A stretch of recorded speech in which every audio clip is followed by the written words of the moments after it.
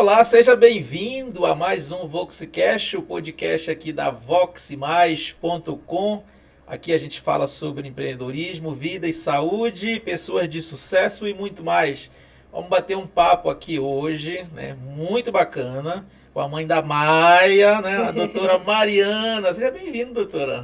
Muito obrigada pelo convite, né, para vir aqui no podcast. Fiquei muito feliz. Legal, a gente sabe que a medicina ela tem essa ocupação, né?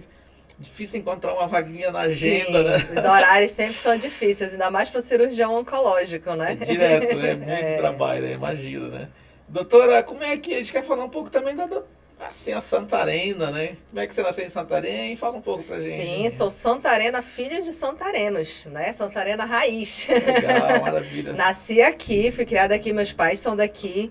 Só que na época que eu fui fazer faculdade de medicina, não tinha faculdade aqui em Santarém, né? Uhum. Hoje em dia a gente já tem a UEPA, mas naquela época não tinha. Não tinha. Fui para Belém, fiz faculdade de medicina na Universidade Federal do Pará, na UFPA, que foi a mesma faculdade que a minha mãe fez medicina. Minha mãe também é médica aqui em Santarém, ela é pediatra, a doutora Marina Chaine. Então eu fiz a mesma faculdade que ela. E aí me formei, né, em médica, vim para cá para Santarém, fiz residência de cirurgia geral na UEPA e fui fazer cirurgia oncológica lá no INCA, né, no Rio de Janeiro. Você já passou também pela faculdade, dando aula? Já. Eu dou aula na faculdade da UEPA. Os residentes, eles passam com a gente da cirurgia geral, né? E os internos passam no módulo de cirurgia com a gente, nos centros cirúrgicos do hospital. Legal. Doutor, o que levou para a medicina? Foi muita influência da mãe ou foi uma coisa assim que de repente foi aparecendo? Não, teve muita influência da minha mãe. Todo mundo fala que desde que eu nasci, ela fala que eu vou ser médica. Essa história é conhecida na família inteira. Mas desde que eu nasci, ela disse que eu ia ser médica. Teve muita influência dela, sim, mas com certeza isso aí é um chamado, né? Uhum. Medicina não é uma coisa que você...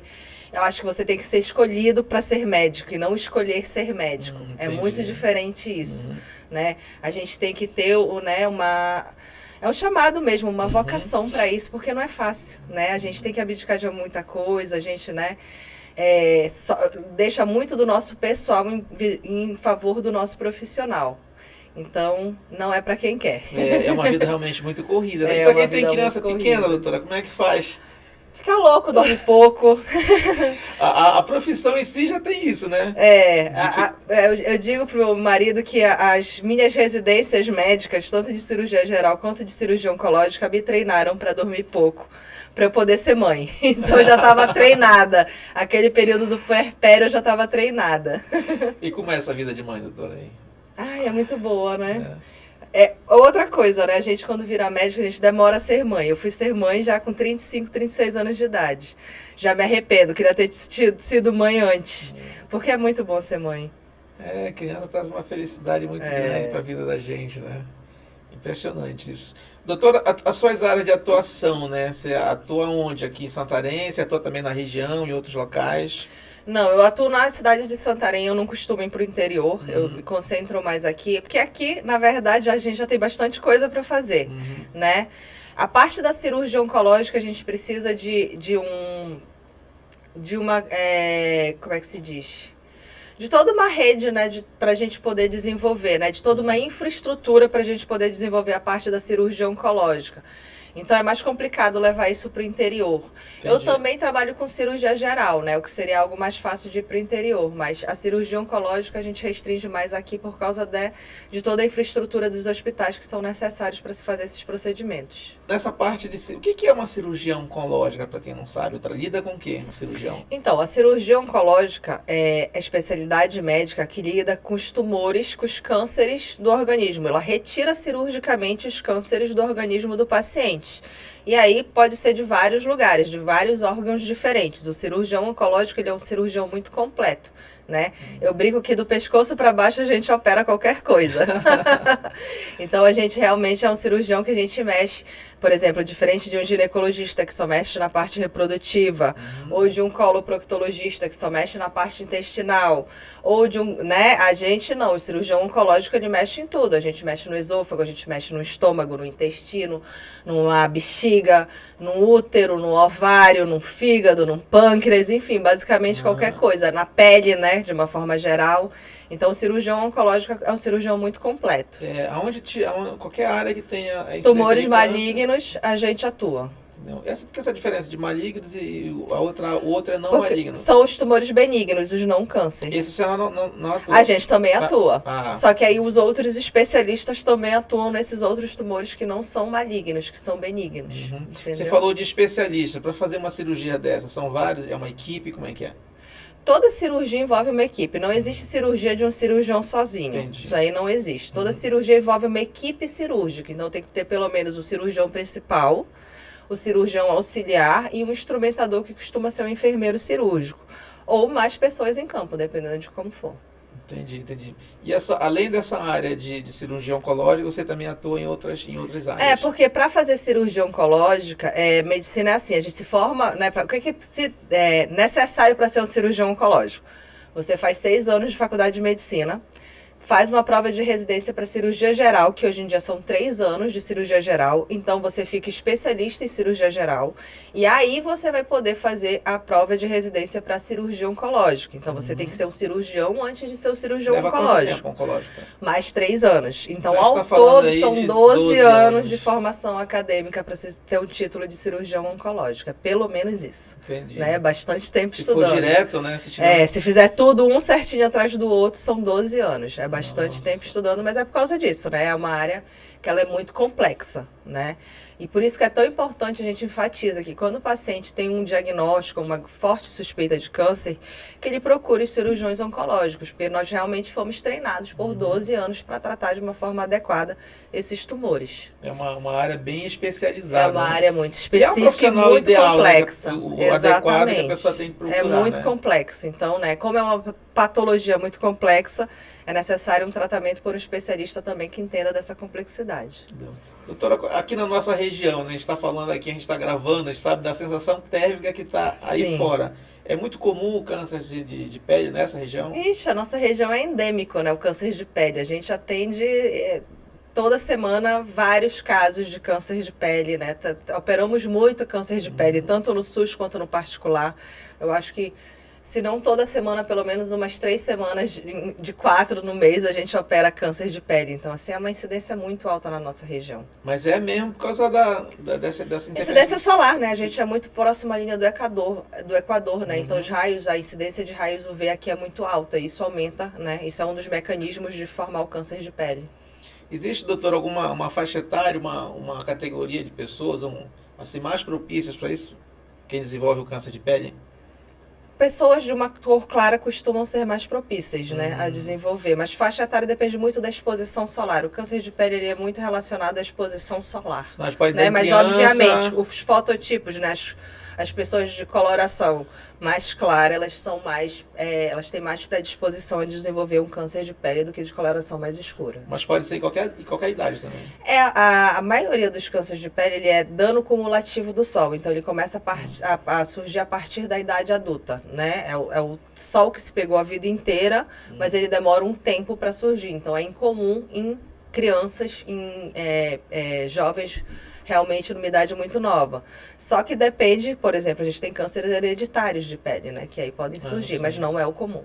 O comum é adultos. Entendi. Ou idosos. Tá. Doutora, e o que a pessoa pode fazer para prevenir, né? Quem às vezes precisa trabalhar num roçado, na roça, não tem como, ela tá exposta ali o dia inteiro, basicamente, no sol. A gente orienta que tente se cobrir o máximo possível, né? Se Com já não roupa tem mesmo, como, né? Se não tem como evitar se expor ao sol por causa da atividade laboral, né?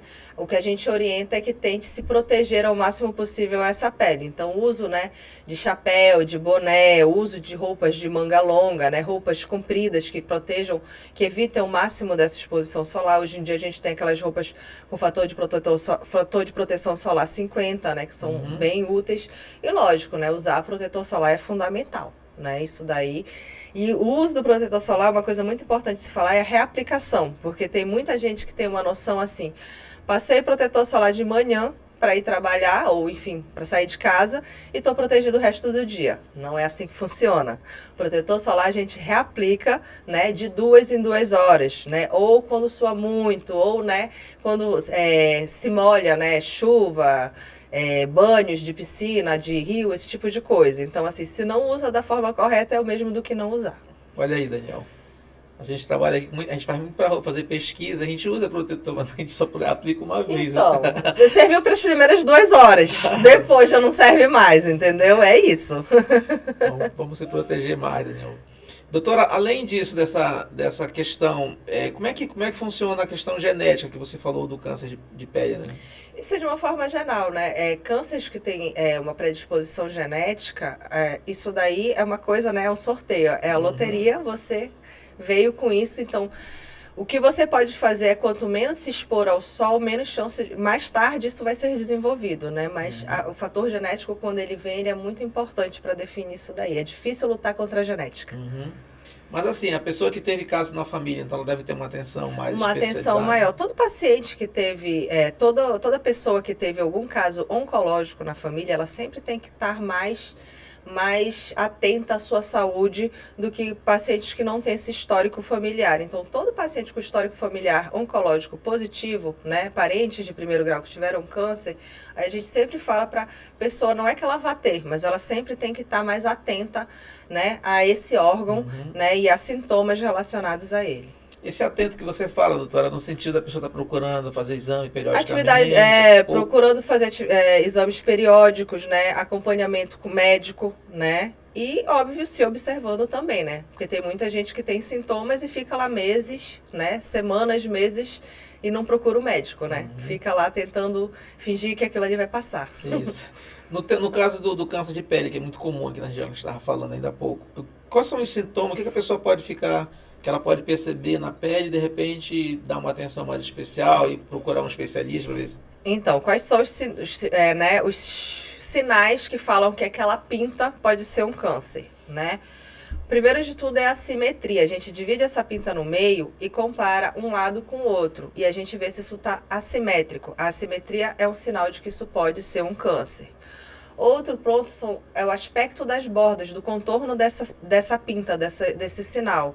Se ele for indefinido, se ele for um contorno mal delimitado, isso também fala a favor, essas bordas irregulares, de ser um tumor, né? Além disso, a gente tem a coloração das pintas, ou a mudança dessas cores, o diâmetro, o tamanho dessas pintas, e a evolução, que eu considero ser o mais importante de tudo. Então, né, sinais, pintas que a gente tem, que começaram a mudar de cor, que começaram a crescer, que viraram ferida, né, que estão mudando rapidamente de forma, isso já acende um alerta, e o paciente tem que fazer o quê? Ele tem que procurar o especialista, o médico especialista, e esse médico vai ver a necessidade ou não de se fazer uma biópsia dessa lesão. Fora o câncer de pele da nossa região aqui, doutor, qual é um outro tipo também que é bem comum por aqui? A gente tem muito câncer gastrointestinal, de uma forma geral, né? Tanto para homens quanto para mulheres. Então, estômago, intestino a gente tem. E a gente tem muito falando, né? Especificamente no público feminino, a gente tem uma incidência muito grande de tumores ginecológicos aqui. O câncer de colo uterino na nossa região é endêmico, né? Câncer de colo uterino, quando a gente vai estudar na literatura, a gente lê que a mulher é uma incidência grande a partir dos 35 anos de idade, né? Aqui na região a gente opera meninas de 20 anos com câncer avançado. Com 20 anos? 18 anos com câncer avançado. Então, realmente, o câncer de colo uterino na nossa região é endêmico. É muito necessário que as mulheres façam, né, os seus exames periódicos regularmente. Então, iniciou a vida sexual, tem que fazer o preventivo anualmente, né? É necessário, a gente tem que ficar de olho, porque câncer, quando se descobre no início, se trata e se cura. Câncer, quando se descobre em estágio avançado, infelizmente, a possibilidade de cura já diminui muito. E aí, muitas vezes, vai para um cuidado paliativo, né? Para uma situação em que não se tem mais possibilidade de curar essa doença. Doutor, existe algum direcionamento, alguma evidência? Por que tem esse índice tão grande aqui na nossa região? A gente tem uma grande incidência de infecção por HPV, que é o vírus sexualmente transmissível, que gera, né? Que é um dos mecanismos da etiopatogenia dessa doença. E basicamente é isso, né? A grande incidência do HPV, e se estar ou não relacionado ao aumento da promiscuidade da população, isso é muito difícil de se afirmar, né? Não tem nada, pesquisa sobre isso. Né? E nesses casos, doutora, além, você falou que é importante, então, isso é mais comum nas mulheres, homem também tem? Câncer de colo uterino, só Não, quem não, tem digo, útero. O HPV, infecção sim, pelo HPV, sim. do HPV. A infecção é sexualmente transmissível. Só que eu até falo que eu acho isso uma grande sacanagem. Porque o que acontece? No homem, quando dá algum sintoma, dá verruga. Quando dá, na grande maioria das vezes, é assintomático. O homem nem sabe que ele tem um vírus HPV. Na mulher dá câncer. Nossa, aí... Tá vendo o negócio? Ou dá verruga ou dá câncer. Então, assim, não é uma sacanagem um negócio desse? Eu digo que esse vírus é um vírus sacana. Então, também os cuidados são para os dois, né? Tanto para o homem quanto Tem que ser para os dois, para o homem, porque ninguém quer ficar infectado com isso, né? Se contaminar com esse vírus. Ele não tem cura. Contaminou, tá contaminado para o resto da vida. Mas tem um controle? A gente tem vacinas hoje em dia que a gente orienta a dar para os pré-adolescentes, né, para as crianças, né, em idade antes de iniciar a relação, que é justamente para evitar essa infecção, para evitar pegar ele, né, esse é o ideal. E mesmo depois que você está infectado, as vacinas conseguem dar um certo controle do desenvolvimento do câncer para a mulher. Mas, de uma forma geral, você foi infectado pelo HPV, você vai ter HPV para o resto da sua vida, né? E se você tem essa infecção, você, mulher, já tem essa infecção, já tem um preventivo que mostra que tem essa infecção, então você tem que ser aquela paciente que faz regularmente o seu preventivo realmente, porque a infecção pelo HPV pode predispor a esse câncer de colo de útero. Nossa, muito grande, né? A incidência, então. E que mais, doutora, que tem outros, a gente falou do câncer de pele, né, do HPV, outro tipo de câncer também que se atende bastante aqui. A gente tem falando do homem, a gente tem os tumores prostáticos, né, que também são câncer de próstata é muito comum, né? E, de uma maneira geral, câncer de vias biliares já é menos comum, câncer de fígado ainda bem não temos muito, pâncreas a gente tem bastante, também. Aqui na região toda, né? Aqui na região, de uma forma geral. Quando a gente fala de Santarém, você vem... Santarém, oeste do Pará. A gente fala, né, o polo oncológico do oeste do Pará é Santarém, né? A gente não tem serviço de oncologia em nenhuma região do oeste do Pará, só em Santarém. Então, quando a gente fala daqui, na verdade, é do oeste do Pará. Entendi. Você faz atendimento onde? Hoje aqui, para atender a região... Quais hospitais você consegue fazer cirurgia? No SUS, a gente só tem cirurgia oncológica no Hospital Regional do Baixo Amazonas, no HRBA aqui em Santarém. Então, pensando em Sistema Único de Saúde, só regional, nenhum outro. Os outros regionais têm? Os outros regionais do oeste do Pará não tem cirurgia oncológica. Eles têm as outras especialidades que também. Mas a unidade de Santarém é a única que tem cirurgia oncológica. Tá. E tem também outros hospitais que podem fazer também essa. Aí no particular a gente faz os outros hospitais, né? A gente faz muito na Unimed, mas também fazemos no João 23, fazemos no Sagrada Família. Né? Então esses hospitais são equipados para esse tipo de cirurgia. A gente tem suporte, infraestrutura para isso. Legal. Doutora, enquanto você fala de poder público, o que poderia ser feito para a gente melhorar, então, campanhas, o que poderia ser feito, na sua opinião, para combater, né? Que o que é mais significativo, o que é mais efetivo quando a gente pensa em prevenção, né? Tanto em prevenção quanto em diagnóstico precoce de câncer, para mim o que é mais efetivo, o que realmente funciona, é informação, é disseminar informação, é espalhar informação. Porque o que é mais comum da gente ver assim no consultório é o paciente chegar e dizer assim, se eu soubesse disso antes, né? Se tivessem me dito isso antes, né? Então eu acho que assim, às vezes para nós médicos, para nós oncologistas é tudo muito óbvio, mas na verdade não é. Né? Então é muito importante a gente tentar disseminar o máximo possível, espalhar o máximo possível de informação para as pessoas saberem quando devem procurar o médico, né? Não perderem esse tempo, porque oncologia, tempo é tudo em oncologia. Né? O que define se eu vou conseguir curar ou não um paciente com a minha cirurgia? O tempo. Né? Ele chegou num estágio, no nível de doença inicial, em que eu tenho uma grande chance de cura com a cirurgia, ou ele chegou para mim já no estágio de doença extremamente avançada, em que a chance de cura com cirurgia é mínima ou inexistente. O que mudou de uma coisa para outra? O tempo. Então, assim, é muito importante, se você estiver com sintomas, com suspeitas, procurar logo um especialista, porque 1, 2 meses Na cirurgia geral, na clínica médica, não altera muito a vida da pessoa. Mas na cirurgia oncológica pode ser a diferença entre viver e morrer. Esse tempo é tudo aí, né? Tempo na oncologia é tudo. É primordial. Descoberta no início, bem no início da doença. Quais são as chances de cura de uma... A grande maioria dos cânceres, eu digo a grande maioria, mais de 90% dos casos, se você descobre no estágio inicial, no estágio 1, no começo, eles são potencialmente curáveis. Então, a grande maioria se cura no início, né? Com algumas exceções. Por que que tanta gente morre de câncer? Porque, infelizmente, o diagnóstico ou o início do tratamento demoram muito, né? Às vezes o paciente teve até um diagnóstico que não demorou, mas para iniciar o tratamento, ou fazer a cirurgia, ou a quimioterapia, ou a radioterapia, enfim, qual for o início do tratamento oncológico que seja, se isso demora muito, infelizmente, a gente sabe que o resultado final não vai ser tão bom e que a possibilidade de cura vai diminuindo com o passar do tempo. Entendi. Isso era uma coisa que a gente ia falar, os tipos de tratamento que existe hoje na oncologia. A gente tem muita, né? A medicina ela vai evoluindo muito. Eu sempre falo, né? Pensar em oncologia hoje já mudou tudo de 10 anos atrás, né? É muito dinâmico. A oncologia, eu acho que dentro da medicina é uma das áreas que mais evolui, mais rapidamente, né? A gente cada vez tem coisas mais modernas a se usarem. Mas basicamente os tratamentos são... A grande maioria dos cânceres, o que cura é cirurgia. Isso aí não mudou, né? Cirurgiões são necessários.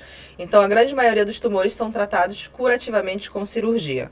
Só que hoje em dia a gente tem as outras modalidades de tratamento oncológico, que aí engloba quimioterapia, radioterapia, imunoterapia, né? Terapias-alvos, terapias específicas para o paciente.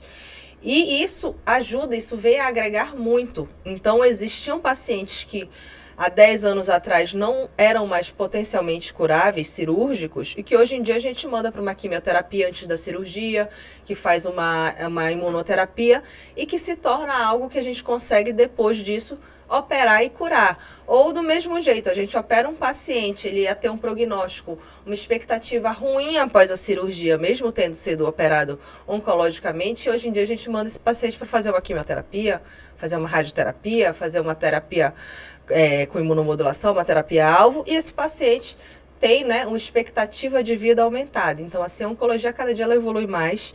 E o que a gente está vendo é que a gente vai passar no futuro a ser, se Deus quiser, uma doença crônica, né? A gente vai conseguir tratar a maioria dos cânceres e a gente vai ver diminuir a quantidade de óbito relacionado ao tumor, né? É isso que a gente espera, que a medicina chegue a esse ponto. Acho que eu li alguma coisa sobre vacina, estava fazendo alguns testes, não sei ainda. Sim, são as terapias-alvos, né? Que você faz, né? Então, se tendo testes hoje em dia, né? É como eu estou falando, essa parte de evolução da medicina na oncologia, a gente no mundo inteiro tem vários centros fazendo os testes com propostas de tratamento diferentes. Então, tem tanto vacinas para serem usadas para evitar o tumor, inclusive o HPV, que já é uma que existe, ela é uma vacina que evita um câncer, a gente já tem ela no sistema público de saúde, né? No SUS. Ali, mas não desenvolve. Né? Ela não pega o vírus, então ela não desenvolve o câncer. Sim. Então a vacina protege do câncer. A gente já tem isso no SUS. Mas a gente também tem pesquisas em desenvolvimento para se usarem, né, em pacientes já com desenvolvimento da doença. Então, assim, essa parte aí, cada dia, acho que daqui a 5 anos já vai estar tudo diferente. A oncologia, tanto que a gente, dos cirurgiões oncológicos, rápido, né? Toda hora a gente tem que estar se atualizando, né? Eu me formei em cirurgia oncológica no INCA, início de 2017, fevereiro de 2017. Já tem técnicas cirúrgicas completamente diversas. Agora eu fui mês passado fazer uma atualização em cirurgia videolaparoscópica que já tem coisa mais moderna que aconteceu. E é rápido, né? 2017 para cá não tem tanto tempo. Sim, sim. Então, assim, a gente sempre tem que estar estudando, sempre tem coisa nova e sempre está evoluindo. Doutora, como é que é feito o diagnóstico, né? Isso aqui é cirurgia, isso aqui vai ser quimioterapia, isso aqui vai ser outro Na verdade, na oncologia, a gente tem protocolos muito bem estabelecidos, protocolos mundiais, né? Determinados tipos de tumores. Mas, de uma forma geral, como funciona? Depois que você tem um diagnóstico de câncer, a gente tem que fazer o estadiamento do paciente. O que é o estadiamento do paciente? É ver em que nível está a doença dentro desse organismo do paciente. E isso vai do 1 ao 4, sendo o 1 inicial e o 4 estágio avançado, quando já está com câncer espalhado, metástases. Então, dependendo do nível do estadiamento, do estadio dessa doença, a gente vai definir se começa com cirurgia ou se vai fazer um tratamento neoadjuvante, uma quimioterapia, uma rádio antes, ou se não, infelizmente já não é mais curativo, a gente já vai mandar para um cuidados paliativos, para uma situação em que não se pensa mais em cura. Então, tudo depende de como está a doença dentro do organismo do paciente e de como está a saúde do paciente, porque às vezes a gente tem um paciente que é potencialmente cirúrgico, ou seja, a gente olha o exame dele, dá de operar, só que o paciente ele não aguenta a cirurgia, ele está fraco demais, né? Então, isso também influencia na decisão de qual vai ser o tratamento do paciente. É uma profissão assim que, imagina quando você descobre uma pessoa está com câncer, que faz ali vai fazer o tratamento, né? Mas o estágio de repente pode estar muito avançado e você tem que dizer para uma pessoa, olha, você está num estágio que deve ser um momento... Infelizmente isso acontece com uma certa frequência e no SUS isso acontece com uma frequência maior. Porque eles demoram para chegar, né? E aí muitas vezes chega e eu tenho que dar notícia de que eu não vou mais poder fazer nada e eu vou mandar para cuidados paliativos. Porque a minha parte, o que eu podia fazer, já não tem mais tempo, né? O tempo já passou. Nossa, esse momento deve ser um momento muito... É difícil. Pra família, a oncologia, né? É uma situação difícil. Porque ela é uma doença assim também que as pessoas... Ela causa muito medo, né, nas pessoas. Causa. Né? Não tem como, né? Você ter o diagnóstico de câncer, a pessoa não ficar assustada. Não tem. Os pacientes entram no meu consultório assustados. Eu digo, diferente do cirurgião plástico, que todo mundo chega animado no consultório para consultar... O consultório de cirurgião oncológico, todo mundo chega apreensivo. Não tem como, né?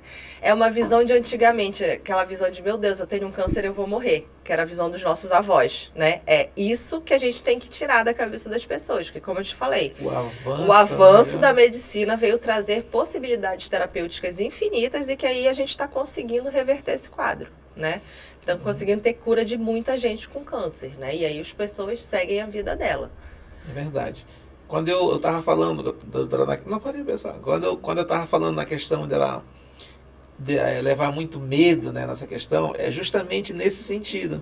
Porque eu acho que foi construído lá atrás, né, há muito tempo, a pessoa está com câncer, já vai morrer. É o senso comum, né? Eu tenho câncer, eu vou morrer. Então, câncer é igual à morte. Não, não é. Isso também é falta de informação, né? De levar mais informação. Exato. Por isso que informação é tão importante, né? Porque o câncer só é igual à morte se ele estiver no estágio muito avançado. E para ele estar no estágio muito avançado, o diagnóstico ou o tratamento demorou, né?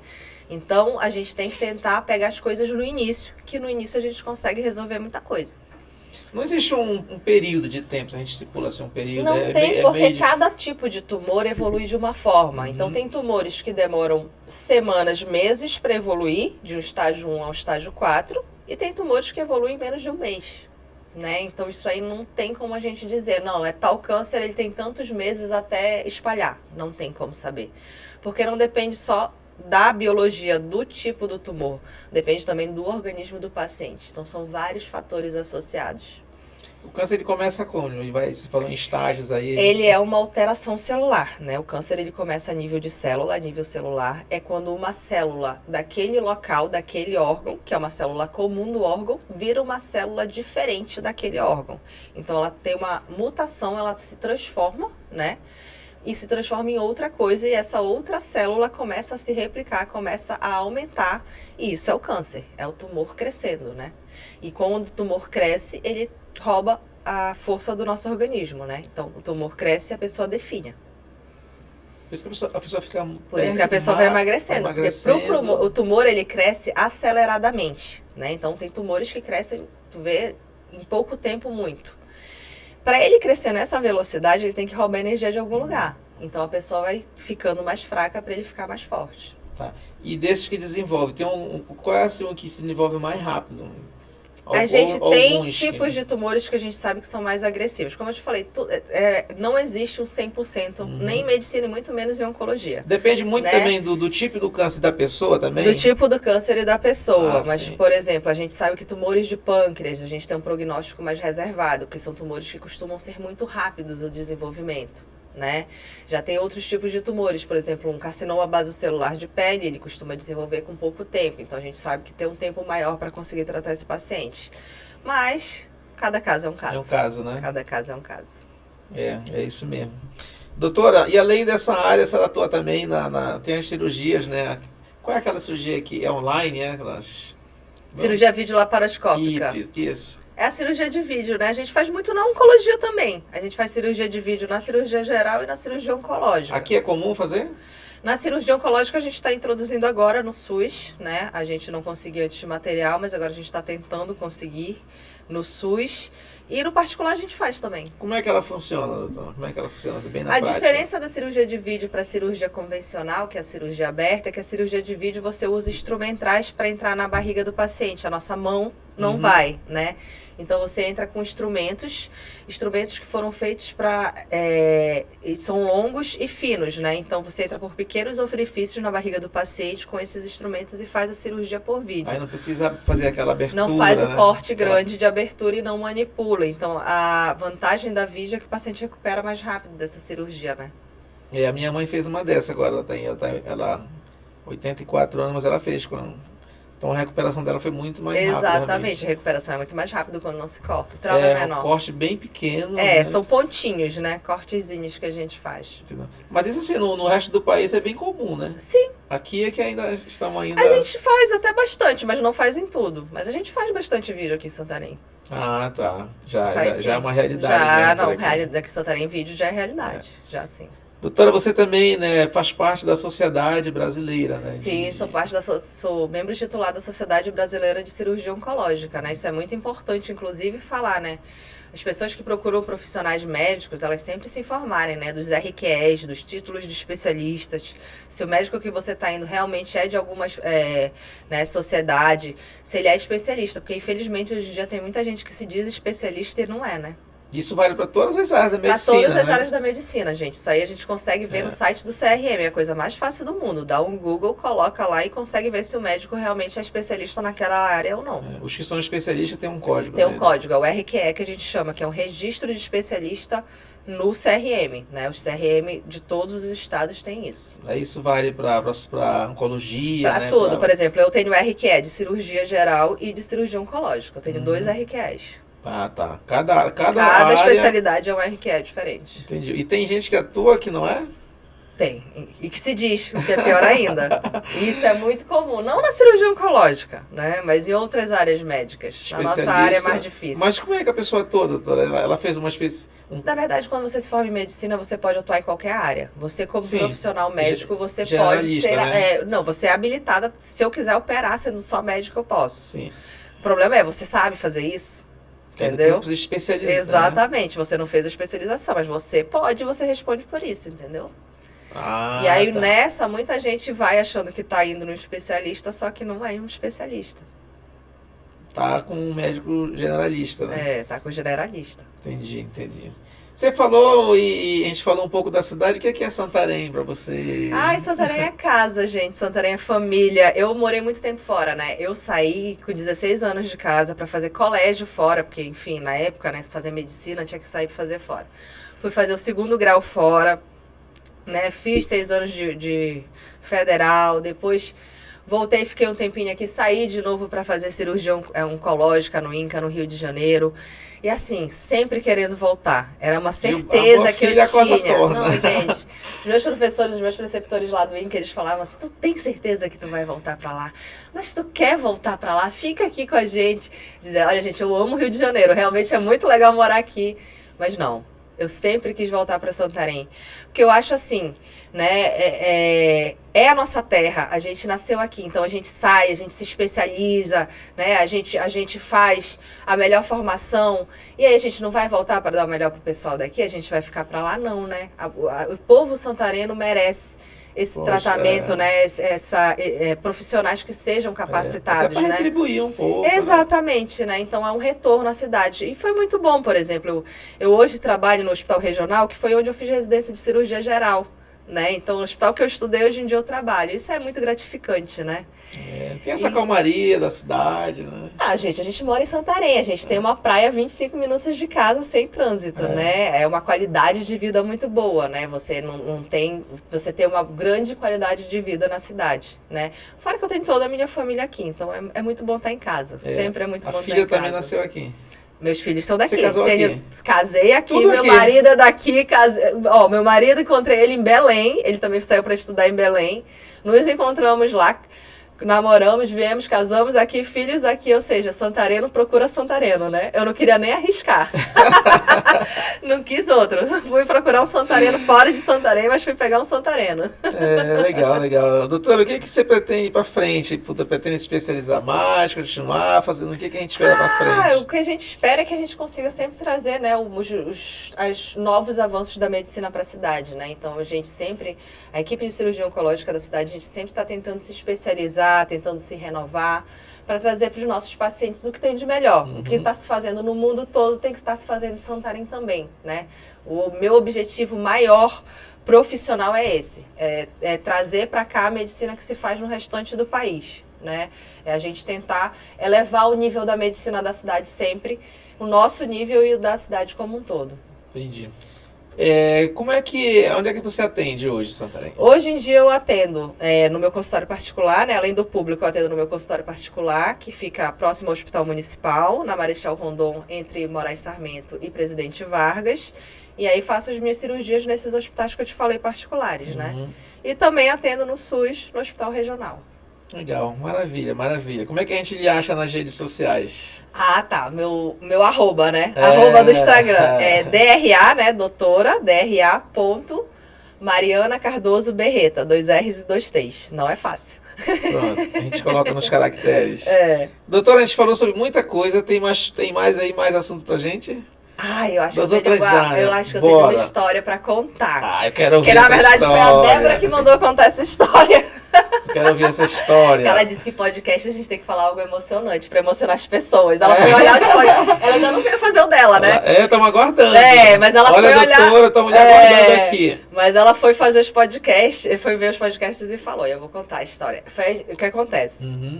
Como eu virei cirurgiã, essa história que eu vou te contar agora. Legal. Eu entrei na medicina querendo ser psiquiatra. Olha a loucura. Entrei pra fazer medicina querendo ser psiquiatra. Cheguei no 4º ano, a gente entra no 4º pro 5º ano no internato, né? Que é quando a gente já começa a acompanhar os médicos dentro da faculdade nas especialidades. E aí fui pro meu módulo de psiquiatria. Primeira aula vi que não era pra mim aquilo, já mudei de ideia. No início do internato. Segui fazendo o meu internato. Vi que gostava de cirurgia, mas não gostava muito do clima da cirurgia, né? Achava tudo muito agressivo, né? E aí resolvi que ia fazer otorrinolaringologia, que opera, mas né, não tem esse peso da cirurgia. E fui, né? As provas de residência costumam começar a partir de novembro. Então, normalmente novembro, dezembro, janeiro, algumas vão até fevereiro. E ia fazer essas provas. Estava voltando de um trabalho que eu trabalhava no interior de Belém, morava em Belém, na época trabalhava no interior. Estava voltando do trabalho de carro e tive um acidente de carro. Isso, 1º de novembro. A primeira prova, eu acho que eu tinha para fazer, era lá para o dia 15 de novembro. 1º de novembro tive esse acidente de carro. Esse acidente de carro, eu capotei 6 vezes. Eu voei uma ribanceira de mais de 40 metros. O meu carro deu perda total. Toda vez que eu falo disso, eu começo a tremer. Foi. Eu não sei como eu não morri. Você tava de cinto, Eu tava de cinto, meu carro era uma caminhonete, ele aguentou tudo isso. Mas assim, do carro até o banco do passageiro voou. Nessa capotagem. O banco voou, o banco desprendeu. Do carro só ficou onde eu tava. O resto do carro todo afundou, amassou, porque foram 6 capotadas. Então só sobrou o meu local, do motorista, mais nada. Eu parei de cabeça para baixo. O meu carro tinha acabado de abastecer, eu tinha mais de 50 litros de gasolina dentro. No meio de um mato, enfim, ribanceira. O meu cinto preso. Eu não sei como eu consegui quebrar o cinto. E eu consegui me arrastar e sair desse carro antes dele explodir. Aconteceu isso tudo. Eu fraturei minha C4. Não pude fazer prova nenhuma. Vim para Santarém ficar com os meus pais, né? Ficar com a minha mãe na casa dela. Enfim, todas eu tinha, 5, 6 provas de residência. São Paulo, Rio, Sul, Nordeste. Perdi tudo. Belém, perdi tudo. Esse ano, fiquei imobilizada 2 meses em casa, né? Não podia sair, fraturar na cervical. Fiquei em casa sem fazer nada. Esse ano foi o primeiro ano da residência médica na UEPA, aqui em Santarém. Foi o ano que abriu a residência médica da UEPA em Santarém. E eu dei muita sorte, porque a prova era justamente quando eu saía desse meu período que eu não podia sair de casa, que eu estava imobilizada, de colar cervical, enfim, tudo. Não precisei operar, mas fiquei imobilizada. E foi a única prova que eu consegui fazer. porque era a única que tinha, né? Eu estava aqui em Santarém, eu não podia viajar para fazer, era aquilo. E na prova das possibilidades que tinham, o mais próximo de otorrino era a cirurgia geral. Não tinha otorrino, não tinha cirurgia geral. Eu falei, vou fazer. Já perdi tudo, né? Não tenho, vou fazer. Tô aqui, fiz. Fiz, passei, entrei. Na primeira semana me encantei pela cirurgia geral. Sou apaixonada, gente. Eu sou cirurgiã de vida. Eu digo que esse acidente, ele veio para me botar no eixo. Porque se não fosse esse acidente, eu não estaria aqui em Santarém sendo cirurgiã oncológica. Eu teria feito otorrino em algum outro lugar do país, ou até mesmo em Belém. Eu provavelmente não teria voltado para cá. Então, assim, é aquela coisa, né? Deus escreve certo por linhas tortas, né? Então, ele teve que botar esse acidente, ele teve que fazer assim, quebra a cervical dela. Manda ela de volta para casa, porque ela tem que ser cirurgiã oncológica, ela não tem que ser otorrino, né? E hoje em dia eu sou muito realizada, eu faço o que eu amo, né? Eu sou cirurgiã oncológica, o que eu faço é pesado, é difícil, mas eu amo, eu não faria outra coisa. Mas Deus é chamou muito gratificante. Ele via o seu potencial. Exatamente. Não, esse acidente, eu não tinha como não ter morrido nele. Era um acidente para matar, não tinha como. O carro, quando se viu depois o carro, não tinha como sair vivo dali. Então, eu ter sido poupada ali, para mim foi Deus. Eu tenho certeza que na hora que eu veio aquela ribanceira, ele me abraçou. E na hora que o carro capotou e só sobrou meu lugar, foi porque ele estava me abraçando. Essa certeza, assim, eu tenho de vida. E é isso. E assim eu virei cirurgiã oncológica. E eu ia lhe perguntar, quando ela terminou assim, depois disso tudo, o que é Deus na sua vida? Né? É tudo, gente. Não existe. Eu, como cirurgiã oncológica, eu sou muito técnica, eu sou muito científica. Mas eu, na minha especialidade, eu vejo Deus todo dia. Eu vejo pacientes que eu achava que não tinham possibilidade, que não tinha como, e eles conseguem sair. E a fé é muito importante nesse tratamento. A fé ela é muito importante, ela interfere, inclusive, na resposta dos nossos pacientes. Tanto a cirurgia quanto aos outros tratamentos todos que a gente tem na oncologia.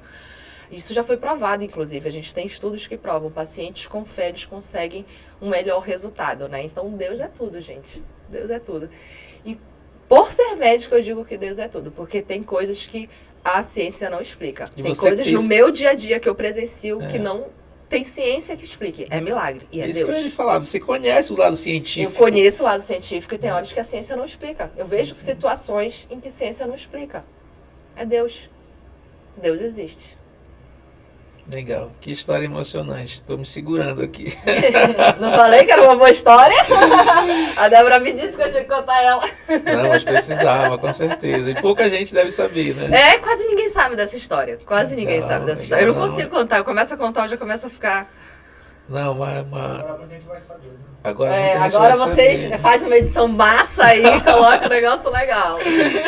Não, Deus... Inclusive tem uns estudos, eu gosto muito, de documentário, e eu já vi um documentário em que eles fizeram num hospital, acho que até Nacional da Câncer mesmo, eles separaram em 2 lugares, fizeram um sorteio tudo aleatório, pesquisa científica. Sim, mesmo. existe. E aí, Elivaldo, ficou uma parte que recebia oração todos os dias e a outra não. E a parte que tinha oração todo dia teve os melhores resultados. Não, é isso, eu falo. É por ser médica, é por ter estudado tanto que eu sei que Deus existe. Porque tem coisas que não tem. A ciência não explica. Né? Não explica. Aí você vê lá, caramba, que esse caso aqui tá perdido, não vai ter. Esse paciente não tem Deus, como sair. só E Deus. de repente ele sai. Aí depois você vai... E, gente, nossa. como? O que aconteceu aqui? Era impossível? Não era impossível. Era impossível pra gente, não era impossível pra Deus. E como é o que você diz pro paciente nesse caso, doutor? Eu sempre digo para os meus pacientes que se eles acreditam em Deus, que eles tenham fé e que eles levem isso no tratamento, né? E eu acho, inclusive, que é muito mais fácil, quando você tem um diagnóstico de câncer, você acreditar, ter uma religião, acreditar em algum Deus, do que ser ateu ou agnóstico, porque você não tem com que se apoiar, né? Deus é um apoio, a religião é um apoio, né? Então, lidar com tudo isso sem esse apoio é mais difícil, né? Tanto o apoio familiar quanto o apoio espiritual, ele é muito importante no tratamento oncológico. É isso mesmo, é isso mesmo. E ainda tem um outro lado seu, né? Porque você ali acaba desenvolvendo um lado de psicólogo, né? Todo oncologista é psicólogo, isso aí não tem jeito, nós temos que ser, né? São pacientes que chegam muito fragilizados, né? Então, a gente tem que tentar melhorar ao máximo a situação daquela pessoa, não só do ponto de vista médico, né, científico, mas também do ponto de vista humano, né? Isso é muito importante, isso também é tratamento. Legal, legal, maravilha. É isso. É isso. Foi legal. Eu acho que foi bom. Papo muito bacana. Doutora Mariana, a gente agradece você ter tirado esse espaço para bater esse papo aqui com a gente. A audiência da Vox fica muito feliz por isso. Eu que agradeço, foi muito legal. Muito obrigada. Tentamos, até conseguimos. Conseguimos, viu, gente? Foi. Foi difícil, mas foi. Ó, para você que ficou aí até agora nos acompanhando, obrigado aí pela companhia, tá? Curte, compartilha, leva essa informação aí para o máximo possível de pessoas. A gente falou aqui sobre o câncer, que é uma área bastante crítica, né? Um assunto bem delicado, mas assim, a gente tem informações também para passar para as pessoas. Doutora, mais uma vez aí, suas considerações finais para a gente. Bom, então é isso, gente. Eu acho que, né, o mais importante aqui eu vou reforçar né, se você tiver com algum sintoma, com alguma suspeita ou já com diagnóstico confirmado de algum câncer, procure um especialista.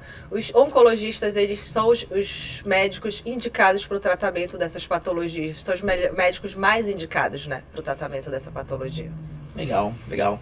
Ó, para você um forte abraço, até a próxima. Vox Mais, o canal de podcast da Vox.